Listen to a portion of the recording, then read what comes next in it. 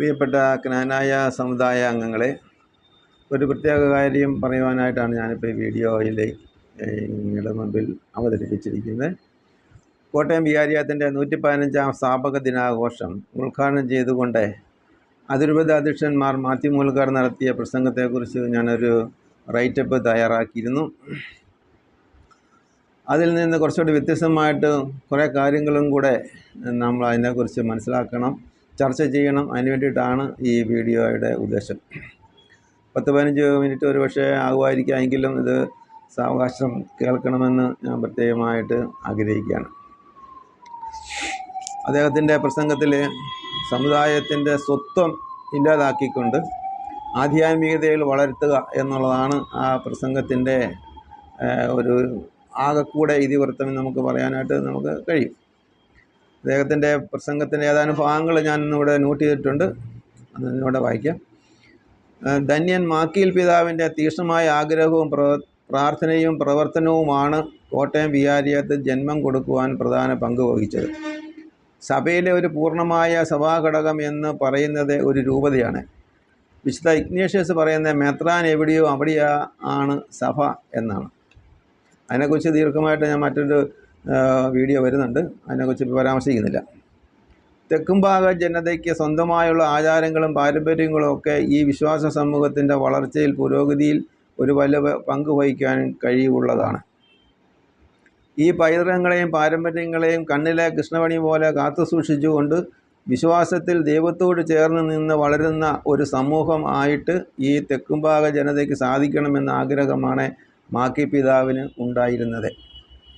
നമുക്ക് സ്വന്തമായിട്ടൊരു സഭാഘടകമായിട്ട് മാറണമെന്നുള്ള ചിന്തയും നമ്മുടേതായിട്ടുള്ള പൈതൃകങ്ങളെ വിശ്വാസത്തിൻ്റെ തെളിവുള്ള നാളങ്ങളായിട്ട് പ്രശോഭിപ്പിക്കാനായിട്ട് നമുക്ക് സാധിക്കണമെന്നുള്ള ചിന്തയുമാണ് ഒരു രൂപത സ്ഥാപിക്കുവാൻ മാത്രമായിട്ട് പിതാവിനെ പ്രേരിപ്പിച്ചത്.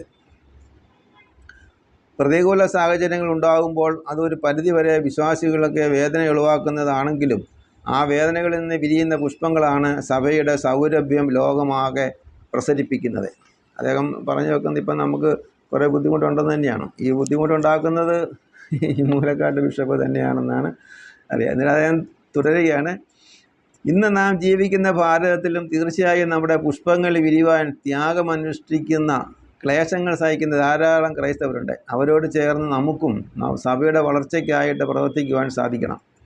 ധന്യൻ മാക്കീൽ പിതാവ് താൻ ഏറ്റെടുത്ത വലിയ സഹനങ്ങളുടെ നന്മയുടെ പുഷ്പങ്ങളാണ് ഇന്ന് കാണുന്നത് എന്നുള്ളതിൽ യാതൊരു സംശയവുമില്ല.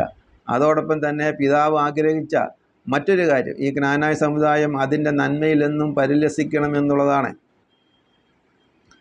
മുകളിൽ പറഞ്ഞിരിക്കുന്ന 3 പ്രസ്താവനകൾ നമ്മളെ ആക്ഷേപിക്കുന്നത്, നമ്മളിപ്പോൾ ഒന്നും ആധ്യാത്മികതയില്ല, വിശുദ്ധിയില്ല, നമ്മൾ വെറും വർഗീയത പറഞ്ഞ് നടക്കുന്നു എന്നുള്ള അദ്ദേഹത്തിൻ്റെ അതിൽ പറഞ്ഞിരിക്കുന്നതിന് ചുരുക്കം. മാക്കി പിതാവ് തെക്കുംഭാഗ ജനതയെ തനിമയോടെ നിലനിർത്താൻ ശ്രമിച്ച വേദന നമ്മൾ ഏറ്റെടുക്കണമെന്നാണ് അദ്ദേഹം പറഞ്ഞു വെക്കുന്നത്. ഏതൊരു പിതാവും ആഗ്രഹിക്കുന്നത് തൻ്റെ മക്കൾ താൻ അനുഭവിച്ച കഷ്ടതകൾ അനുഭവിക്കരുത് എന്നുള്ളതാണല്ലോ. യേശുക്രിസ്തുവിൻ്റെ ഉദ്ദേശവും അത് തന്നെയായിരുന്നു. നമ്മളാരെയും കുരിശേ കയറ്റാൻ കർത്താവ് പറയുന്നില്ല. കർത്താവിനോട് ചേർന്ന് നിൽക്കാനാണ് പറഞ്ഞത്. ഞാൻ നിങ്ങളെ കൊണ്ട സ്ഥലത്ത് എത്തിച്ചോളാം എന്ന് തന്നെയാണ്, എത്തേണ്ടടുത്ത് എത്തിച്ചോളാം എന്നാണല്ലോ പറയുക. ഇനി അദ്ദേഹം പറയുകയാണ്, പ്രിയ മക്കളെ, ക്ലേശങ്ങളിലൂടെയും കഷ്ടപ്പാടുകളിലൂടെയും ഞാൻ നിങ്ങൾക്ക് നൽകിയ നന്മകൾ സ്വീകരിച്ച് നിങ്ങളും വിശുദ്ധരായി വളരണമെന്നാണ് ഞാൻ ആഗ്രഹിക്കുന്നത്. അദ്ദേഹം നമുക്ക് ചെയ്ത് എന്തൊക്കെയോ നന്മകൾ വെച്ച് നമ്മൾ വിശുദ്ധിയിൽ വളരണമെന്ന്. ഇപ്പോൾ നമ്മളെല്ലാവരും ഇപ്പോൾ വിശുദ്ധിയില്ലാതെ ജീവിക്കുന്നവരാണെന്നേ. ഇനി അദ്ദേഹം അടുത്ത പ്രധാന ഭാഗത്തേക്ക് കിടക്കുകയാണ്. പ്രിയമുള്ളവരെ, ഈ ദിവസങ്ങളിൽ എന്നോട് പലരും ചോദിക്കുകയുണ്ടായി, പിതാവേ നമ്മുടെ കാര്യം എന്തായി എന്ന് ചോദിച്ചാൽ കൃത്യമായി ഞാൻ പലപ്പോഴും പറഞ്ഞിട്ടുണ്ട്. കാരണം സിനഡ് നടക്കാൻ പോവുകയാണ്. നമുക്ക് സമുദായത്തിൻ്റെ ഭാവിയുണ്ടോ, നമുക്ക് ഇന്ത്യ മുഴുവൻ കിട്ടുമോ, വിദേശങ്ങളിലുള്ള ക്നാനായക്കാർക്ക് അവിടെ തന്നെ നമ്മുടെ തന്നെ പള്ളികൾ ലഭിക്കുമോ, അവിടെയുള്ളവർ നാട്ടിൽ വന്നാൽ വിവാഹം കഴിയാൻ പറ്റുമോ, ഇതൊക്കെയാണ് ചോദ്യത്തിൻ്റെ ഉദ്ദേശം. അദ്ദേഹം വേറെ രീതിയിൽ കൊണ്ടുപോയാണ്. നമുക്ക് 2017 റോമിലേക്ക് എഴുതിയ കത്തിന് മറുപടി ലഭിച്ചത്. നിങ്ങളുടെ സിനഡ് ശുപാർശ ചെയ്യുന്നതിനനുസരിച്ച് നമ്മൾ പരിഗണിക്കുന്നതാണെന്ന് പറഞ്ഞുകൊണ്ടാണ് റോമിൽ നിന്ന് കത്ത് വന്നത്. അപ്പോൾ സീറോ മലബാർ സിനഡാണ് നമ്മുടെ ഇവിടുത്തെ കാര്യങ്ങളെല്ലാം തീരുമാനിക്കുന്നത്. നിങ്ങൾ അവിടെ അവരുടെ അനുവാദം മേടിച്ചുകൊണ്ട് വന്നാൽ നിങ്ങൾ സപ്പോർട്ട് ചെയ്തോളാമെന്നാണ് പറഞ്ഞത് ചുരുക്കേ. നമ്മളതുകൊണ്ട് റോമിലേക്കൊന്നും കത്തും കൊണ്ട് പോകണ്ട. ഇവിടെ നമ്മളെ പറ്റിക്കാൻ KCC കാരെയും കൊണ്ടൊക്കെ റൂമിലേക്ക് ഓടുക. നമുക്കെന്ത് തരണമെന്ന് തീരുമാനിക്കുന്നത് സീറോ മലബാർ സിനഡാണ്. തരണ്ടാന്ന് തീരുമാനിക്കുന്നത് അവർ തന്നെ. സീറോ മലബാർ സഭയുടെ പാരമ്പര്യത്തെക്കുറിച്ച് അടി കൊടുന്ന മെത്രാന്മാരുടെ മുന്നിൽ കാലതായ പാരമ്പര്യമുള്ള തെക്കുംപാർ ഒരു തർക്കവുമില്ലാതെ കഴിയുമ്പോൾ തല്ലുകൂടുന്ന ഒരു അടുക്കിലേക്കാണ് നമ്മൾ കൊണ്ടിരുന്നത്. ഞങ്ങളെ ഒന്ന് കൊന്നു തരാമെന്ന് ചോദിച്ചുകൊണ്ടല്ലേ അവിടെ ചെല്ലുന്നേ, അതിനപ്പുറത്തോട്ടൊന്നുമില്ല. ഇനി ഇന്ത്യയിൽ എവിടെയും നമ്മുടെ ആളുകൾക്ക് വേണ്ടി ശുശ്രൂഷ ചെയ്യുവാനായിട്ട് സാധിക്കും. അതേസമയം സഭയുടെ പ്രവർത്തനങ്ങൾ 2 തലങ്ങളുണ്ട് എന്ന കാര്യം നമ്മൾ വിസ്മരിക്കരുത്. ഒന്ന്, നമ്മുടെ ആളുകൾക്ക് നൽകപ്പെട്ട അജപാലന ശുശ്രൂഷ. 2, ദൈവവചന പ്രഘോഷത്തിലൂടെ ആളുകളെ സഭയിലേക്ക് ആനയിക്കുന്ന പ്രക്രിയ. അപ്പോൾ നമ്മൾ സുവിശേഷം പ്രഘോഷിക്കുന്നില്ലെന്നുള്ള ഒരു കുറവ് ഉണ്ടെന്നും പറഞ്ഞുകൊണ്ടാണ് അദ്ദേഹം ഈ പരിപാടിയെല്ലാം ചെയ്യുന്നത്. മറ്റുള്ള ആളുകൾ സുവിശേഷം ശ്രവിച്ച് സഭയുടെ കൂട്ടായ്മയിലേക്ക് കടന്നു വരുവാൻ ആഗ്രഹിക്കുമ്പോൾ ഇന്ത്യയിൽ ഓരോ പ്രദേശത്തുമുള്ള സ്ഥലങ്ങളിൽ അവിടെയുള്ള സഭാ സംവിധാനങ്ങളിലേക്കാണ് അവരെ നമ്മൾ ചേർക്കുക. അതിന് ഉദാഹരണമാണ് നമ്മൾ നടത്തിക്കൊണ്ടിരിക്കുന്ന പഞ്ചാബ് മിഷൻ കേട്ടോ. അപ്പോൾ അദ്ദേഹം ഇന്ത്യയിലെ കാര്യം മാത്രമേ പറയുന്നുള്ളൂ. പ്രവാസികളായിട്ടുള്ള ജ്ഞാനക്കാരെ അദ്ദേഹം ഉപേക്ഷിച്ചു. അവരുടെ കാര്യമേ ശ്രദ്ധിക്കുന്നില്ല. ഇങ്ങോട്ട് ആരെങ്കിലും വന്നാൽ അവരെ തല്ലി ഓടിക്കുന്ന പരിപാടിയാണ് അദ്ദേഹം ഇവിടെ വെച്ചിരിക്കുന്നതാണ് നമ്മളിപ്പോൾ മനസ്സിലാക്കുക.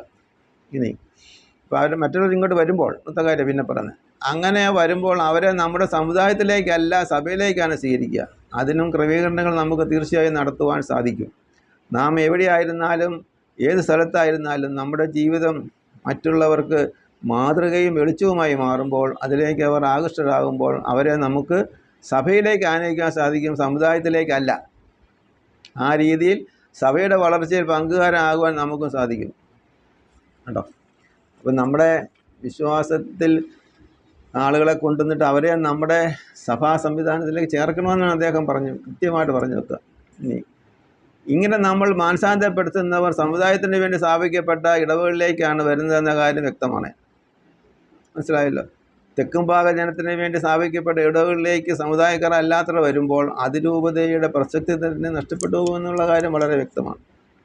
സമുദായം പള്ളിയും 2ആയി കഴിഞ്ഞാൽ രൂപതയുടെ വംശീയത ഇല്ലാതാകുകയും അതിരൂപത നിർത്തൽ ചെയ്യുകയോ സമുദായങ്ങളല്ലാത്ത മെത്രാൻ ഒരാൾ ഈ രൂപതയിലേക്ക് വരികയോ ചെയ്യാനുള്ള സാധ്യതയാണ് നമുക്ക് കാണുന്നത്. ഇന്ത്യയുടെ ഏത് ഭാഗത്തും ജ്ഞാനായ മക്കളുണ്ടോ അവർക്ക് വേണ്ടിയുള്ള ആത്മീയ ശുശ്രൂഷ ചെയ്യുന്നതിന് നമുക്ക് സാധിക്കും. അതിന് തടസ്സമില്ല എന്ന് സിനഡ് വ്യക്തമായിട്ട് പറഞ്ഞിട്ടുള്ള കാര്യമാണ്. മിഷൻ പ്രവർത്തനം നമുക്ക് ചെയ്യാം. അത് ഞാൻ പറഞ്ഞ പോലെ നാം നടത്തുന്ന മിഷൻ പ്രവർത്തനത്തിലൂടെ സഭയിലേക്കാണ്, നമ്മുടെ സമുദായത്തിലേക്കല്ല ആളുകളെ ഇത് അദ്ദേഹം സമുദായത്തിലേക്ക് ധാരാളം പ്രാവശ്യം പറയുമ്പോൾ അദ്ദേഹത്തിൻ്റെ ഉള്ളിൽ ഭയങ്കര ബുദ്ധിമുട്ടുണ്ട്. അതേ എടുത്തെടുത്ത് പറയുന്നത് അങ്ങനെയാണല്ലോ. ഇപ്പം ഞാൻ ബന്ധുക്കോസാർ പറയാം, ഞങ്ങളാണ് യഥാർത്ഥ സഭ എടുത്തു പറയുന്ന കാര്യം അവർ തന്നെ സംശയമുണ്ട്. അതുകൊണ്ടല്ലേ. ഇനി മാക്കിൽ നമ്മൾ പറയുമ്പോൾ ഐ സി ചാക്കോ, ചങ്ങനാശ്ശേരിയിലെ അത് ഒരു ചരിത്രകാരനായ ഐ സി ചാക്കോയുടെ ഒരു പുസ്തകത്തിൻ്റെ ഭാഗമാണ്. മാക്കീലിൻ്റെ കാലത്തിന് ശേഷം വടക്കും ഭാഗക്കാരനായ ഒരാൾ തെക്കും ഭാഗരെയും കൂടി ഭരിക്കാൻ സാധ്യതയുണ്ടെന്നും അത് മുൻകൂട്ടി കാണാൻ മത്തായി മെത്രാന് വേണ്ട വിവരം അദ്ദേഹത്തിൻ്റെ മസ്തിഷ്കത്തിൽ ഉണ്ടായിരുന്നുവെന്നും ഐ സി ചാക്കോ രേഖപ്പെടുത്തിയിട്ടുണ്ട്. ഇതിൽ നിന്ന് നമ്മൾ എന്താണ് വ്യക്തമാക്കുക? മൂലക്കാട്ടിൻ്റെ മസ്തിഷ്കം രൂപപ്പെട്ടത് വടക്കും ഭാഗർ കൂടുതലുള്ള ഇടങ്ങളിൽ താമസിച്ചും ബന്ധുമിത്രാദികളിൽ പലരും സമുദായം വിട്ട് വിവാഹം കഴിക്കുന്നത് കണ്ടും ബുദ്ധി കുറയ്ക്കുന്നതിനും സമുദായ ചരിത്രം കേട്ടറിയുന്നതിനും മുന്നേ സെമിനാരിൽ ചേർന്നു കുന്നശ്ശേരി മെത്രാനോട് പിണങ്ങി നാടുവിട്ട് ലത്തീൻ സന്യാസത്തിൽ അഭയം തേടി കഴിഞ്ഞിരുന്ന അച്ഛൻ്റെ മസ്തിഷ്കം ഈ വിധം രൂപപ്പെട്ടതിൽ വർഗീയവിധേയത്തിൻ്റെ പങ്ക് ഏറെയുണ്ടെന്ന് നമുക്ക് കാണുവാൻ സാധിക്കും. 2024 ഒക്ടോബർ മാസത്തിൽ ഫ്രാൻസിസ് മാർപ്പാപ്പായെ ചെന്ന് കണ്ട അർമേനിയയിലെ ബിഷപ്പുമാരോട് അദ്ദേഹം പറഞ്ഞതിൻ്റെ കൂട്ടത്തിൽ നമ്മുടെ സഭയിലെ വൈദികരെയും മെത്രാന്മാരെ കുറിച്ച് 2 പരാമർശം അദ്ദേഹം നടത്തി. വൈദികരുടെ ക്രൈസ്തവ വിരുദ്ധ നിലപാടിനെ ആത്മീയ വ്യഭിചാരം എന്നാണ് മാർപ്പാപ്പ പറഞ്ഞത്. തുടർന്ന് മെത്രാന്മാരുടെ അജപാലന വ്യഭിചാരത്തെക്കുറിച്ചും മാർപ്പാപ്പ പറഞ്ഞിട്ടുണ്ട്. അപ്പോൾ ഈ വ്യഭിചാരം എന്ന് പറയുന്നത് നമുക്കറിയാം, ചരിക്കരുതാത്തിടത്ത് കൂടി ചരിക്കുക എന്നാണ് വ്യഭിചാരം എന്നതിൻ്റെ ചുരുക്കം. അത്രേ ഉള്ളൂ. മാത്യു മൂലക്കാട്ട് ഏറ്റെടുത്ത സന്യാസത്തിൻ്റെ ആധ്യാത്മികതയിലേക്കും സമുദായക്കാരെ കൊണ്ടുപോകാനായിട്ടുള്ള ശ്രമമാണ് അദ്ദേഹം നടത്തിക്കൊണ്ടിരിക്കുന്നത്. സന്യാസത്തിലേക്ക് കൊണ്ടുപോവുക, സന്യാസത്തിൻ്റെ.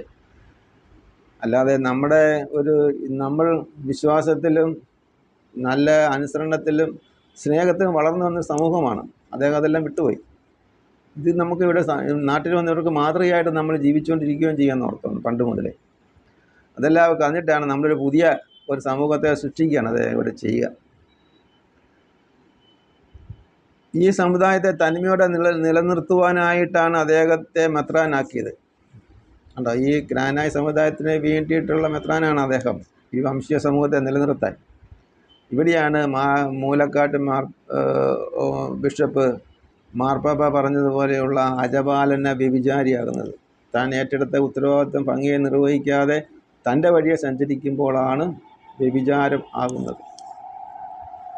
അതിനാൽ മൂലക്കാട്ട് സന്യാസത്തിലേക്ക് തിരികെ പോവുക, അല്ലെങ്കിൽ സമുദായ സംരക്ഷകനായി പരസ്യമായി രംഗത്ത് വരിക. ഈ 2 ഓപ്ഷനേ അദ്ദേഹത്തിനുള്ളൂ. അദ്ദേഹം ഇവിടെ നിന്ന് അദ്ദേഹത്തിൻ്റെ ജീവിതം വെറുതെ കോഞ്ഞാട്ടയാക്കേണ്ട കാര്യമില്ല. അദ്ദേഹം ഭംഗിയായി നിർവഹിക്കുക.